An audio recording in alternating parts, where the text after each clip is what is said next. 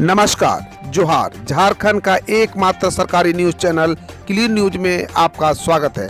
समस्या किसान से जुड़ा हो या हो पारा शिक्षकों का मुद्दा, हर खबर पर होगी हमारी पैनी नज़र। सभी खबर सिलेक्टेड और काम की है, तो वीडियो के अंत तक बने रहें। साथ ही आप न्यूज को किस गांव या शहर से देख रहे हैं, हमें कमेंट में ज़रूर बताइए।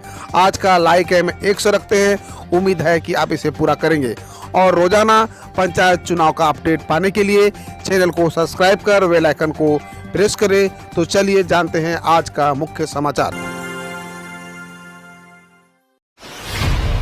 झारखंड राज्य में फिर बिजली संकट, जानिए क्या है इसकी वजह। सूबे में एक बार फिर बिजली संकट पैदा हो गया है। मांग की तुलना में बिजली की आपूर्ति 330 से 370 मेगावाट तक कम होने से शहर से लेकर गांव तक लोड शेडिंग की नौबत आ रही है। स्थिति बिगड़ने के कारण राजधानी रांची में भी लोड शेडिंग करनी पड़ रही है। जानकारी के अनुसार ग्रामीण क्षेत्रों में 7 घंटे या इससे भी अधिक और शहरों में 4 घंटे तक की बिजली कटौती से लोग परेशान हो रहे हैं। झारखंड बिजली वितरण निगम के निदेशक के वर्मा का कहना है कि बिजली संकट की स्थिति अस्थायी है और इसे जल्द दूर कर लिया जाएगा। झारखंड के लोगों तक नहीं पहुंच रहा है योजनाओं का लाभ, नाराज हाईकोर्ट ने दिया निर्देश। सरकार की कल्याणकारी योजनाओं का लाभ आम लोगों को नहीं मिलने पर झारखंड हाईकोर्ट ने नाराजगी जाहिर की है और सरकार से जवाब दाखिल करने को कहा है। झारखंड राज्य विधिक सेवा प्राधिकार की रिपोर्ट देखने के बाद chief justice doctor Ravi Ranjan और जस्टिस सुजीत नारायण प्रसाद की अदालत ने सरकार से पूछा कि सरकार की कल्याणकारी योजनाएं राज्य के गरीब जरूरतमंद तक क्यों नहीं पहुंच पाती है। 7वीं सिविल सेवा परीक्षा के बड़ी संख्या में पास अभ्यर्थी हुए फेल, एक बार फिर विवादों में गिरी जेपीएससी। झारखंड लोक सेवा आयोग के अनुसार परीक्षा में शामिल 57 अभ्यर्थियों की OMR शीट आयोग को नहीं मिली थी। हालांकि इनकी परीक्षा में उपस्थिति बनी हुई थी। ऐसे में परीक्षा का परिणाम जारी करने में देर न हो सके, इसके लिए इन अभ्यर्थियों में 49 अभ्यर्थियों को कट ऑफ मार्क्स के बराबर अंक देकर प्रोविजनल रूप से उत्तीर्ण किया गया था, क्योंकि इसमें अभ्यर्थियों की कोई गलती नहीं थी। शेष 8 को अन्य कारणों से उत्तीर्ण घोषित नहीं किया गया। साथ ही इस मामले की जांच कराई गई।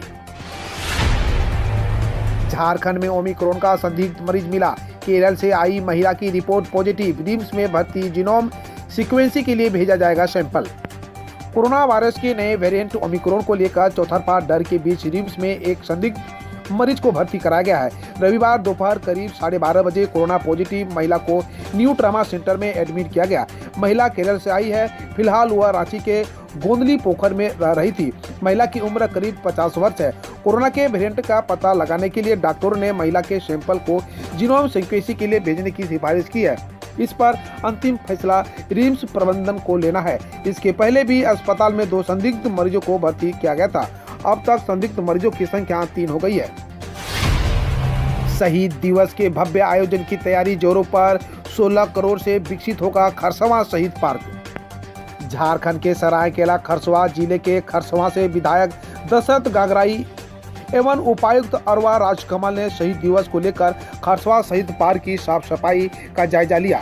निरीक्षण के क्रम में पार्क की साफ सफाई, रंग रोगन व ग्रीनरी के कार्य को ससमय पूर्ण करने और अन्य सुविधाओं की तैयारियां समय से पूर्ण करने के निर्देश दिए। उपायुक्त अरवा राजकमल ने कहा कि इस ऐतिहासिक स्थल की अपनी विशेषता है। टूरिज्म को बढ़ावा देने को लेकर सरकार का फोकस है।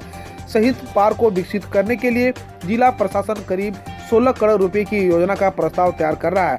आपको बता दें कि हर वर्ष यहां 1 जनवरी को शहीद दिवस मनाया जाता है। चतरा में पोस्ता की खेती की तो होगी कार्रवाई, जिला प्रशासन ने जारी किया आदेश। एसपी राकेश रंजन ने समाहरणालय स्थित अपने कक्ष में क्राइम मीटिंग में जिले के सभी पुलिस पदाधिकारी उपस्थित थे। एसपी ने लंबित कांडों का निष्पादन करने का निर्देश दिया। वहीं पोस्ता की खेती पर रोक लगाने व अभियान को प्रभावी बनाने पर चर्चा की। एसपी ने कहा कि किसी भी हाल में पोस्ता की खेती नहीं होने दी जाएगी। पोस्ता की खेती करने व कारोबार में शामिल तस्करों को चिन्हित कर उनके खिलाफ कार्रवाई की जाएगी। पोस्ता की खेती को नष्ट करने को लेकर लगातार अभियान चलाया जाएगा। पोस्ता की खेती होने वाले क्षेत्रों की पहचान की जा रही है। ड्रोन कैमरा से नजर रखी जा रही है। सूचना मिली तो उस क्षेत्र के पुलिस पदाधिकारियों को पोस्ता की खेती को नष्ट करने का निर्देश दिया गया है। उपभोक्ताओं ने नहीं लिया लोन, लेकिन बैंक ऑफ इंडिया बसिया ने लोन वापस करने का भेजा नोटिस। बसिया प्रखंड के बैंक ऑफ इंडिया बागी डेरा में कई उपभोक्ताओं को बिना लोन लिए ऋणी बना दिया गया। ग्रामीणों को इस बात की जानकारी उस समय हुई जब उसके हाथों बकाया राशि का नोटिस मिला। वहीं कई ऐसे खाताधारक हैं जो लोन लेने के बाद बिचौलियों के हाथों में पैसा दे दिया, परंतु इसका पैसा बिचौलिया द्वारा बैंक में जमा नहीं किया गया। इसके बाद बैंक ने दर्जनों उपभोक्ताओं को नोटिस भेजकर लोन जमा करने के लिए कहा। एक बिचौलिया तो उपभोक्ताओं का पैसा लेकर मर भी गया, परंतु अब बैंक उपभोक्ताओं को पैसा मांग रहा है। सेल कर्मियों के वेतन निर्धारण पर सब कमेटी की बैठक इसी माह। पेंशन, एचआर और बकाया एरियर पर होगी बात। Steel authority of India limited कामगारों के वेतन पुनरीक्षण पर समझौता होने के बाद संयंत्र कर्मियों के वेतन निर्धारण के लिए NJCM सब कमेटी की बैठक नई दिल्ली में माह के अंत तक होगी। इस बाबत सभी विभागीय प्रक्रिया पूरी कर ली गई है। हालांकि यह बैठक पहले ही होनी थी, लेकिन सीटू द्वारा आहूत 16 दिसंबर की हड़ताल को देखते हुए मीटिंग की तारीख बढ़ा दी गई।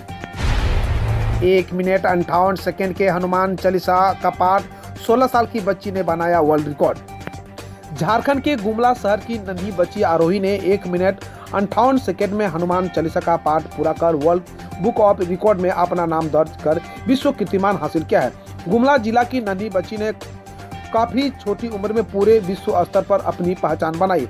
6.5 साल की आरोही खंडेलवाल ने 1 मिनट 58 सेकंड में हनुमान चालीसा का पाठ पूरा कर लिया और उसके साथ ही वर्ल्ड बुक ऑफ रिकॉर्ड में अपना नाम दर्ज करवा लिया। आरोही ने इस उपलब्धि को हासिल करने के साथ ही गुमला जिला का नाम रोशन किया है। इसको लेकर पूरे जिले में मासूम की प्रतिभा की सराहना की जा रही है। गुमला जिले में इस मासूम की इस प्रतिभा को लेकर जिला के डीसी शिशिर कुमार सिन्हा ने भी अपने कार्यालय कक्ष में आरोही को सम्मानित किया। बच्ची आरोही भी अपनी दीदी के साथ लगातार पूजा पाठ करती है। इसके बाद इन लोगों ने देखा कि हनुमान चालीसा का पाठ काफी अच्छे से कर रही है। इसके बाद उन्हें पता चला कि अब तक 2 मिनट में हनुमान चालीसा का पूरा पाठ करने का रिकॉर्ड है। सीएम हेमंत सोरेन के कार्यक्रम में बेरोजगारी को लेकर भड़के युवा, कुर्सियां तोड़, जूते चप्पल भी फेंके। झारखंड के हजारीबाग में मुख्यमंत्री हेमंत सोरेन के कार्यक्रम में जमकर हंगामा हुआ। शनिवार को सीएम हजारीबाग पहुंचे थे। इस दौरान उन्हें बेरोजगारी से आक्रोशित युवाओं के विरोध का सामना करना पड़ा। सीएम हेमंत सोरेन का युवाओं ने जमकर विरोध किया। दरअसल हेमंत सोरेन आपका अधिकार, आपकी सरकार, आपके द्वार कार्यक्रम के तहत उत्तरी छोटानागपुर प्रमंडल के हजारीबाग स्थित गांधी मैदान में आयोजित कार्यक्रम में शामिल होने पहुंचे थे। शनिवार को आयोजित इस कार्यक्रम में मुख्यमंत्री हेमंत सोरेन के अलावा श्रम नियोजन मंत्री सत्यानंद भोक्ता भी पहुंचे थे। इस दौरान मुख्यमंत्री हेमंत सोरेन और मंत्री सत्यानंद भोक्ता ने 25,92,856 लाभुकों के बीच करीब 22 अरब 30 करोड़ 29 लाख की परिसंपत्तियों का वितरण किया। मुख्यमंत्री ने चयनित 478 कर्मियों के बीच नियुक्ति पत्र का वितरण किया। मौके पर बड़कागांव विधायक अंबा प्रसाद और रामगढ़ विधायक ममता देवी समेत बरही विधायक उमाशंकर अकेला भी मौजूद थे। शिक्षा मामले में देश के टॉप 5 जिलों में दुमका नंबर 1। झारखंड वासियों के लिए एक बेहद अच्छी खबर सामने आ रही है। नीति आयोग की नई रिपोर्ट में शिक्षा के मामले में झारखंड का दुमका जिला टॉपर है। आयोग की इस रिपोर्ट से सबको चौंका दिया है। इस बड़ी खबर की जानकारी नीति आयोग ने अपने आधिकारिक ट्वीट हैंडल द्वारा दी है। ट्वीट में लिखा गया है कि शिक्षा के मामले में देश के टॉप 5 लिस्ट में सबसे पहले नंबर झारखंड की उप राजधानी दुमका है। बाकी अन्य 4 जिले बिहार के हैं। बता दें कि ये सभी जिला शिक्षा क्षेत्र में अक्टूबर 2021 में बेहतर प्रदर्शन के लिए देश में टॉप 5 जिलों में शामिल हुए हैं। हेमंत सोरेन ने कहा कि हमारी सरकार ग्रामीण लोगों की समस्याओं के समाधान के लिए है प्रतिबद्ध। झारखंड के मुख्यमंत्री हेमंत सोरेन ने कहा कि उनकी सरकार राज्य के ग्रामीण लोगों की समस्याओं के समाधान के लिए प्रतिबद्ध है। सत्तारूढ़ झारखंड मुक्ति मोर्चा के कार्यकारी अध्यक्ष सोरेन ने आरोप लगाया कि केंद्र सरकार की नीतियों के कारण राज्य के खनिज संपदा क्षेत्र के लोग गरीब बने हुए हैं। उन्होंने कहा कि सरकारी योजनाओं को लाभार्थियों तक पहुंचाने के उद्देश्य से आपके अधिकार, आपकी सरकार, आपके द्वार कार्यक्रम एक बड़ी सफलता है। सोरेन ने कहा कि 2 दशक पहले झारखंड बनने के बाद से किसी भी पिछली सरकार ने ग्रामीण लोगों की समस्याओं का ध्यान देने की नहीं उठाई। यह सरकार उनकी समस्याओं को हल करने के लिए प्रतिबद्ध है। मेरठ एसएसपी का नया आदेश अगले आदेश तक बंद रहेगा। यह बाजार जाने क्या है वजह। मेरठ के सोतीगंज का कबाड़ मार्केट अनिश्चित काल के लिए बंद करने के लिए एसएसपी की ओर से आदेश जारी कर दिया गया है। सोतीगंज व्यापार मंडल के पदाधिकारियों को सदर थाने बुलाकर इस बारे में जानकारी दी गई। अगला आदेश आने तक दुकानें बंद रखने के लिए कहा गया है। साथ ही रविवार को व्यवस्था बनाने के लिए भारी फोर्स की तैनाती कर दी गई है। एसएसपी प्रभाकर चौधरी ने सोतीगंज बाजार को बंद करने का आदेश दिया है। इस आदेश के बाद सोतीगंज व्यापार मंडल के 11 पदाधिकारियों और 20-25 व्यापारियों को शनिवार शाम सदर थाने बुलाया गया। इन लोगों को बताया गया कि सोतीगंज मार्केट की दुकानों को अगले आदेश तक बंद रखें। इन लोगों को बताया गया कि पुलिस की ओर से सभी दुकान मालिकों को नोटिस दिया जा रहा है। दुकानों के समान संबंध में रिकॉर्ड पुलिस थाने में जमा कराना होगा और इसके बाद अनुमति लेकर ही कोई दुकान खुल सकेगी। न्यूजीलैंड में शख्स ने एक दिन में ली कोविड-19 वैक्सीन की 10 खुराक। न्यूजीलैंड में एक शख्स के एक दिन में कोविड-19 वैक्सीन की 10 खुराक लेने का मामला सामने आया है। स्थानीय मीडिया के मुताबिक शख्स को अन्य लोगों की ओर से वैक्सीन लेने के लिए पैसे दिए गए थे। कई टीकाकरण केंद्रों पर दौरा करने वाले शख्स का नाम सामने आया है और अब उसकी जांच की जा रही है। प्रीमियम ट्रेनों में हॉस्टेज तैनात करेगा भारतीय रेलवे। एक रिपोर्ट के मुताबिक भारतीय रेलवे जल्द ही वंदे मातरम, गतिमान और तेजस एक्सप्रेसवे जैसे प्रीमियम ट्रेनों में हॉस्टेज तैनात करेगा। एक वरिष्ठ अधिकारी ने कहा कि इन ट्रेनों में पूरी तरह महिला चालक दल नहीं होगा और इसे पुरुष अटेंडेंस भी होंगे। अधिकारी ने यह भी कहा कि हॉस्टेज से लंबी दूरी की प्रीमियम ट्रेनों में तैनात नहीं किया जाएगा। मध्य प्रदेश में 5 ड्रोन स्कूल बनाए जाएंगे। नागरिक उड्डयन मंत्री ज्योतिरादित्य सिंधिया ने शनिवार को कहा कि मध्य प्रदेश में 5 ड्रोन स्कूल बनाए जाएंगे। वह ग्वालियर ड्रोन मेला में बोल रहे थे।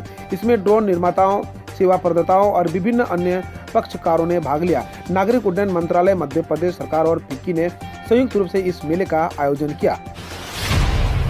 देश पर ओमिक्रॉन का खतरा, अब तक 7 राज्यों में मिले केस। देश में कोरोना का नया ओमिक्रॉन वेरिएंट तेजी से पैर पसार रहा है। अब तक यह देश के 7 राज्यों तक फैल चुका है। सबसे ज्यादा केस महाराष्ट्र में है। यहाँ 18 लोगों को इस संक्रमण की पुष्टि हुई है। इसके बाद राजस्थान 2, कर्नाटक 3, गुजरात 3, दिल्ली 2, आंध्र प्रदेश 1, चंडीगढ़ 1 मरीज पाए गए हैं। देश में अब कुल मरीजों की संख्या 37 हो गई है। नागपुर में मिला ओमिक्रॉन का केस, महाराष्ट्र में संख्या बढ़कर हुई 18। देश में ओमिक्रॉन के मरीजों की संख्या में लगातार बढ़ोतरी हो रही है। इसमें महाराष्ट्र सबसे ऊपर है। मुंबई और पुणे के बाद अब नागपुर में भी ओमिक्रॉन ने एंट्री कर ली है। नागपुर नगर आयुक्त राधाकृष्णन ने बताया कि एक 40 वर्षीय व्यक्ति ओमिक्रॉन से संक्रमित पाया गया। इसके साथ ही महाराष्ट्र में ओमिक्रॉन मरीजों की संख्या बढ़कर 18 हो गई है। हम रोज ऐसे ही न्यूज लाते रहेंगे, तो यदि आपने अभी तक क्लीन न्यूज को सब्सक्राइब नहीं किया है तो पहले फटाफट सब्सक्राइब कर लें, साथ ही बेल आइकन को दबा दें ताकि कोई अपडेट मिस ना हो।